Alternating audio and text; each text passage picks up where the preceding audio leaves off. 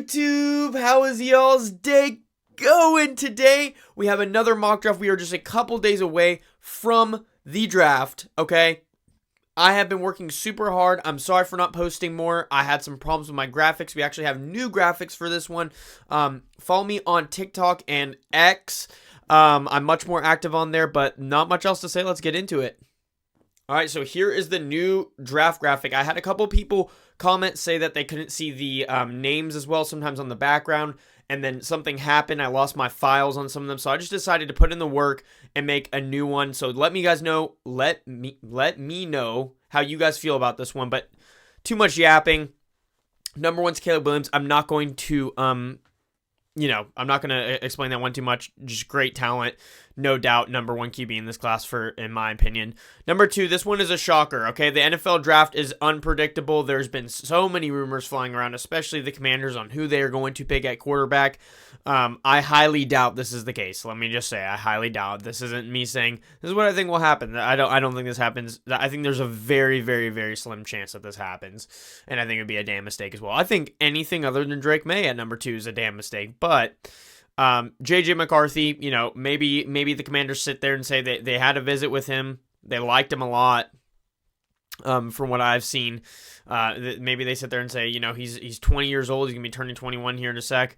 Really young, came from a championship team, shows upside. Like, he does show those things. I'm not a big JJ McCarthy guy, but I can understand where teams' heads are at, with how they like him. So, number three, Patriots don't skip a beat. They grab Drake May. Definitely second best quarterback in this class, in my opinion. I absolutely love Drake May. He's just the prototypical QB that you want on your team. Number four, Cardinals grab Marvin Harrison Jr. Yeah, a lot of people have the Cardinals as a possible trade back candidate. I guess they could be, but I don't really see why they should. Like, I've had it mocked before. I'm not going to sit here and act like I haven't. But I just, why skip on a talent like Marvin Harrison or Malik Neighbors or even Rome Odunze if they go that path? You have another first all the way at 27, so, I really don't see the point. I think you just grab a very elite wide receiver talent here at 4. Number 5, we have our first trade. That is the Chargers trading 2024 pick 5, 2024 5th, pick 140, and the Vikings give them pick 11, pick 23, and then a fourth 129. So basically, Chargers get 2 first-round picks, and I'm telling you, if a trade like this goes down, people are going to be shocked by the trade value because it is much, much more valuable. A lot of people go, oh, it's got to be more than that. When the Panthers traded, when this, then when that. Listen, dude, when you have 2 first-round picks in the draft, in that exact draft, it is much more valuable. I really don't think, especially if you're going from 11 to 5, that's not the craziest jump. So I think this is honestly pretty fair value. I had somebody that's talking about that in the comments arguing with me a little bit. I don't really see how there's much of an argument there. It's from 11 to 5. It's not like 12 to 1 or something like that. I think that is pretty realistic value there. They grab Jaden Daniels. Jaden Daniels falls in the scenario. I think it could be a possibility. I doubt it because it sounds like the Commanders are dead set on taking him at 2 from the rumors. That could be smoke, but, I doubt it, but it could happen. So Vikings move up, jump the Giants, make sure that they get Jaden Daniels. Might like pairing him with someone like Justin Jefferson. And why do I keep forgetting his name, dude? I can picture his name perfectly. Number 3, Minnesota Vikings, was my number 1 wide receiver last year. Anyways, pairing him with a really good wide receiver duo. And, pairing him really well with, someone that, like Jane Daniels, who struggles a little bit in the passing game, getting him some really solid weapons, TJ Hawkins and all that. I think that they would like that.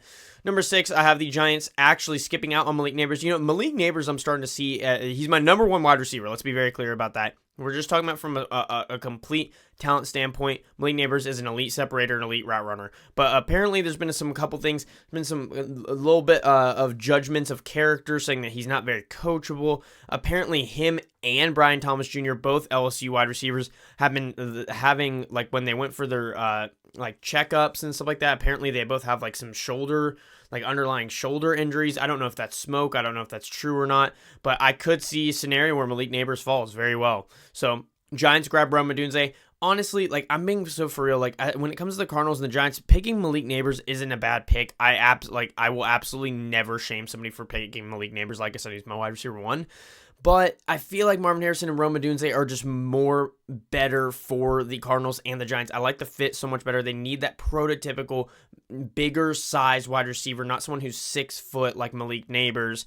Not saying that the 3 to 4 inches makes a huge difference, but it kind of does, especially when you're looking for that wide receiver 1 frame like they are. So I kind of like that for them.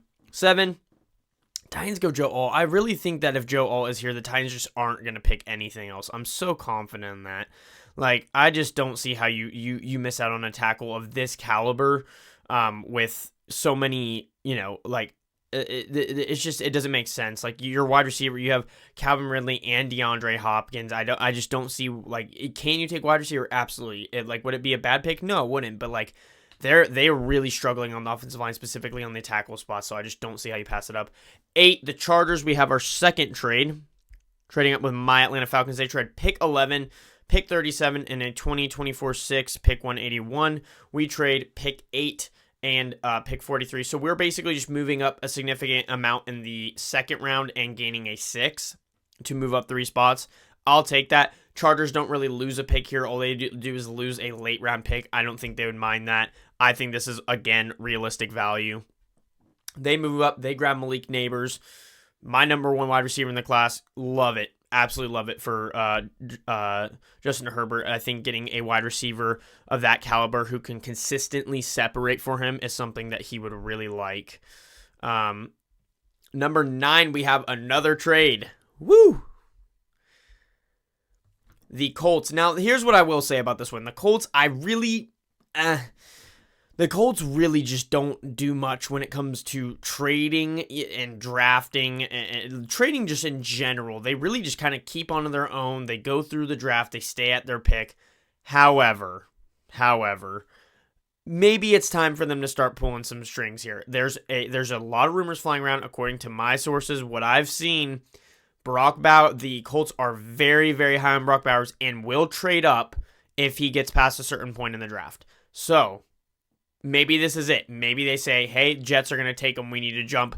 Bears need to move back. They need some draft capital. We'll give it to them. So they trade pick 15, second pick 46, and a 5th pick 151, and the Bears trade pick 9 and 2024 third. So basically, once again, just moving up a significant amount from the 3rd to the 2nd, and then also getting a 5th. Bears, I believe, don't have a 2nd, so I think this would be better off for them, and then getting a 5th to kind of more well-round their draft, because they do not, I think they only have 4 picks this year, so makes sense to me. And they select Brock Bowers. Yeah, Brock Bowers is one of the best tight ends I've ever seen in my life. I mean, he may be the best tight end prospect. I wasn't too invested in the draft, at least as what I am now. When Kyle Pitts was drafted to my Falcons, ironically. So I really can't comment on which prospect I liked better. But I mean, Brock Bowers is a much better blocker than Kyle Pitts was and is. The Colts will like that in the run game. They loved having someone like that in the run game for Jonathan Taylor. It's going to open up the pass game. I think they're all invested on Anthony Richardson. They've got him Josh Downs, Alec Pierce, Michael Pittman Jr., Brock Bowers. I mean, that's just great. Like that, Anthony Richardson would have no excuse for that to not be a very successful offense. 10, I switched it up, okay? Everybody calm down. 10, Jets take Terrion Arnold. They had him for a top 30 visit, okay? Maybe they sit there, they go, I don't like any of the tackles in this position. Maybe they want to move back and can't, okay? These are possibilities. The draft is completely unpredictable. They take Terrion Arnold. They had him for a top 30 visit. Apparently, Terrion Arnold is the top corner on many teams' draft boards, again, according to my sources and what I've seen. So they grab Terrion Arnold. The Jets really could use another DB. It's not a terrible, it's really not a terrible, pick. Like, DJ Reed, I think his contract is up at the end of the year, but he does have some void years, so I don't know how if they'll maybe work with that. But pairing Terrion Arnold and obviously Sauce Gardner, that's deadly. If not, I like Terran Arnold a lot in the slot. They can totally use an upgrade there. They just have Michael Carter there, who's not bad, but Terran Arnold's obviously an upgrade. Get a really good secondary going there for the New York Jets. And 11, I would absolutely hate this. Let me just say. But once again, switching it up because the draft is unpredictable. And I've heard the Falcons are flying around with rumors. It's Leatu Latu's the pick, Dallas Turner's the pick, Quinyon Mitchell's the pick. I would hate, and I mean it. The only way I'd be okay with my Falcons grabbing Quinyon Mitchell at any point in the draft is if we're gonna grab an edge rusher like Darius Robinson or Adisa Isaac. Maybe I'd be okay with Braylon Trice, but I would really much rather just have one of the top edge rushers. Leatu Latu is the only right pick in my mind, but obviously there's other ones that I will be less upset about. Quinyon Mitchell is a great pickup. I have nothing against him. I think it would be an insane cornerback duo. It's just not as big of a need as edge. We've needed edge for so long, and I'm going to be so mad if we don't address it. But I went against my judgment. I was like, I can't just always be mocking edge to us. We go Quinyon Mitchell, and we have traded back. 12, the Broncos. Yeah, apparently Byron Murphy is rumored to be the number one defensive player coming off the board. Highly doubt that happens, but he is higher on a lot of teams. I'm not as high on him. I like Byron Murphy. I do think he's worthy of a first-round pick. Question is, I don't know where I think he should go. He's hard to mock. He's easy to mock because he fits with a lot of teams. He's hard to mock in the sense of where do I put this guy? Where's this good value? Where's this a steal? Where's this not? This is probably way too early for him, but I had the Broncos going there. I usually have them going quarterback here. I think that beefing up that defensive line, putting into guys next like Zach Allen and stuff like that would be smart for them. They've got some semi-promising edge rushers on the come up. You know, secondary looks okay. I don't know. It made sense to me. They just traded for Zach Wilson. They got their guy. 13, the Raiders, once again switching up. They go Leatu Latu. In my opinion, Leatu Latu is the best defensive player in the draft, no doubt. This guy is a freak. He's a freak. Whoever gets him, I hope it's my Falcons. They won the draft. Okay, I could not be more high on Leatu Latu. Raiders would literally have undoubtedly one of the best defensive lines in the entire NFL.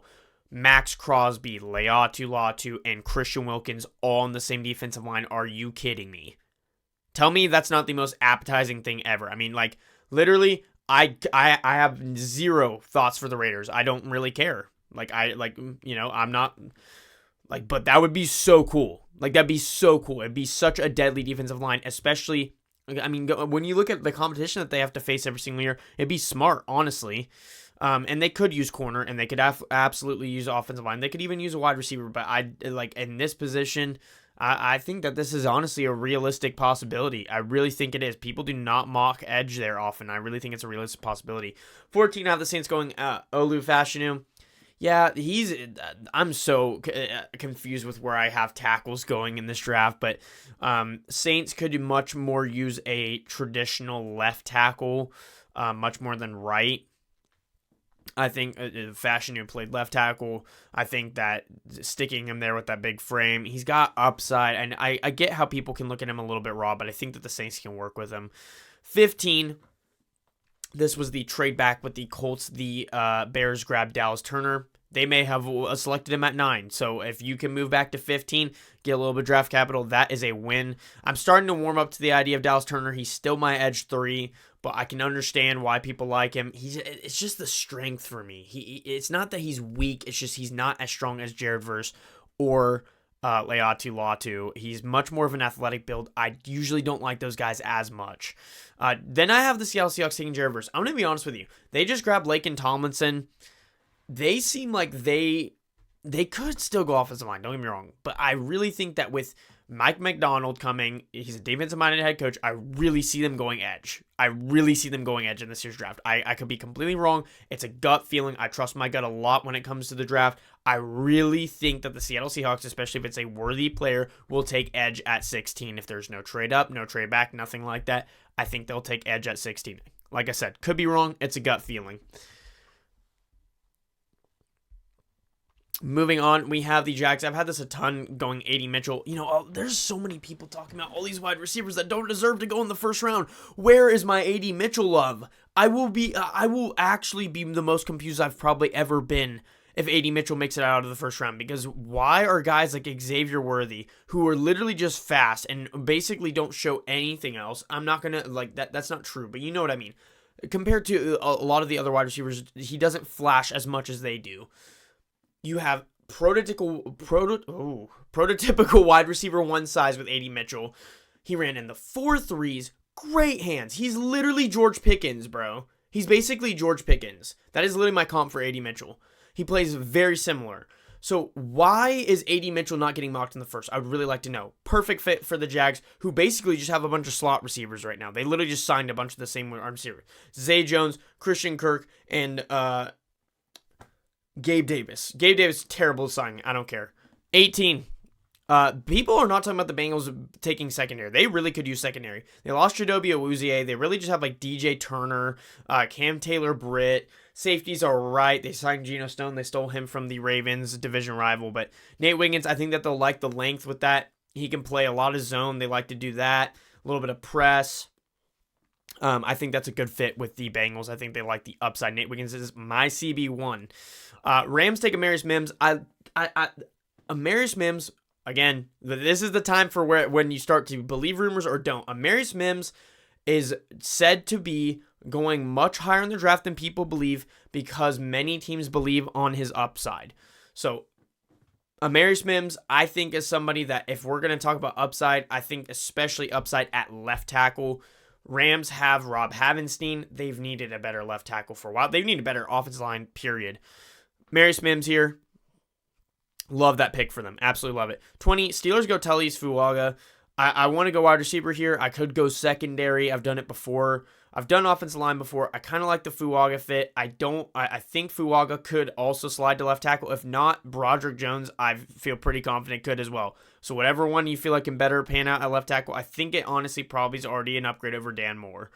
Have Dan Moore's depth, get a good tackle on a rookie deal.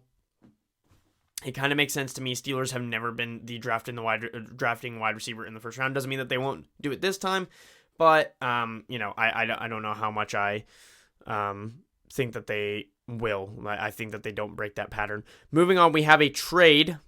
We have the Packers trading up. They say, hey, Troy Fautanu, who's one of my favorite players in this draft.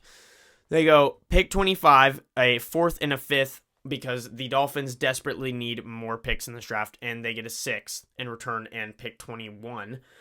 So they move up 4 spots. This is pretty much just giving the Dolphins more picks, because just like the Bears, they have very few this year. They've lost a lot of talent this offseason, so they need to do that. I felt like a fourth and a fifth to move up 4 spots was a little bit much, so I threw in a sixth there. It's a late sixth. Like I think that's fine. So there is the trade, and they select Troy Fautanu, who honestly, he's battling for my tackle 2 right now. I think that I'm Joe Alt, no doubt, and then it's like Troy Fautanu and Fuaga, I think. It's all about fits, guys. It's all about fits. But off of talent, I really like Troy Fautanu. Guard and tackle flexibility. I like Fautanu a lot for the Packers who have a struggling offensive line. Eagles, I've had this before, going Cooper DeJean. It makes sense in my head. Super athletic. People are just hating on him simply because he's white. I don't care. It's the truth. Cooper DeJean showed great flashes in his tape. Very athletic. Amazing as a punt and kick returner. There's a bonus. Cooper DeJean, I actually really like the fit with that. I put him as a DB because he can literally play nickel, corner, or safety. Phenomenal, versatile, great pick. 23, I have the Chargers with this trade back, right? They land Malik Neighbors and Brian Thomas Jr. This isn't what I would do, but it's fun. They land both of the LSU wide receivers, wide receiver 1 and wide receiver 2, for Justin Herbert for the future. I thought it was fun. I don't even really think Brian Thomas Jr. is worth a first-round pick. I will say that over and over and over again. People are just banking on what everybody else is saying about how he's such a good prospect. This dude is basically just a deep threat. Okay, I said it. 24, the Cowboys. They go Graham Barton. I like Graham Barton a lot. He's also somebody, just like Amarius Mims, that has been rumored that will go much higher than people think. So maybe he goes way before this. That's definitely a possibility, but people apparently really like Graham Barton. I think that's a snag for the Cowboys, who might want to rock the Tyler Smith, Terrence Steele. I think that would kind of be a mistake, but they might want to rock that and get Graham Barton maybe at left guard instead of, I think it's TJ Bass. That's definitely an upgrade. So moving on. The Dolphins trade back with the Packers. They still get their tackle in J.C. Latham. That is a huge win, in my opinion. If they can trade back to 25 and still land J.C. Latham somehow, dude, that's sick. 26, I love this. Darius Robinson. I think I had this maybe last mock draft or maybe the one before. Darius Robinson goes to the Buccaneers. I love it. Darius Robinson, I've said it before, reminds me a lot of a Matt Judon. Not the fastest guy. Powerful, physical, and flashes speed. His game film doesn't really translate to his 40 time. He has times where you're like, oh wow, that was actually pretty quick for him. Oh wow, he has quick hands. I like Darius Robinson a lot. He can play the 3 tech. I like him much more standing up as an edge rusher outside. But Darius Robinson going to the Buccaneers, who honestly really need edge pretty bad. Joe Tryon hasn't really worked out. Randy Gregory's just a 1-year rental that they just signed. So Cardinals grab Jackson Powers Johnson. There's an upgrade there. The center, I can't even remember his name. It's not anything to be proud about. They get the best offensive line by far that the Cardinals have had for years. I think that they would really like that pairing with Marvin Harrison Jr. In that new offense. I think that they'll like that a lot. 28, I have the Bills. I really want to go wide receiver here, but Kool-Aid McKinstry's here, dude, and their secondary is suffering. It's suffering, dude. I feel like you just can't pass it up. It's kind of just a best player available. I would love Xavier Legette for them. I would even love Ladd McConkey for them. I've had both of them going there before, I think.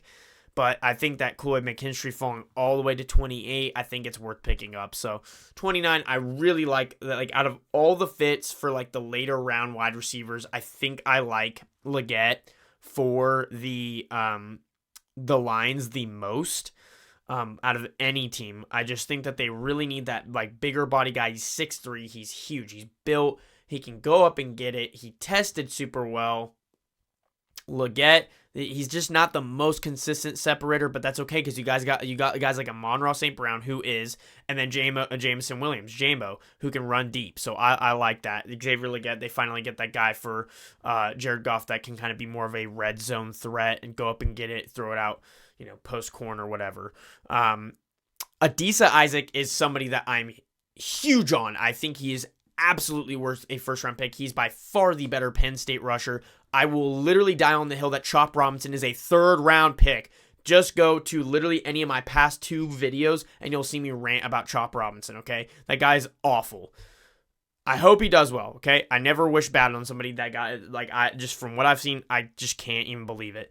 Tyler Guyton lands up with the 49ers. I think I've had this a ton. It just makes sense to me. They need offensive line, period. I don't care what they go. They just need offensive line. And then 32, this is a steal to me. I have Ladd McConkey as a wide receiver, first-round wide receiver. He's somebody, again, kind of like a separation artist, elite route runner, just like Malik Neighbors. You see how much I favor that. Those guys pan out. Smart football players.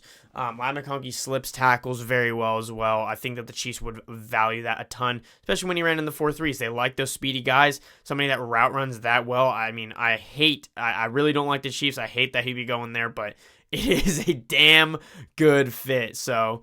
But that is going to be it, guys. I'm going to be pumping out as much content as I can, so make sure that you hit the subscribe button, hit the like, hit me with a comment. Let me know what you think is going to happen in the draft, what your team is going to select, and y'all take it easy, and God bless.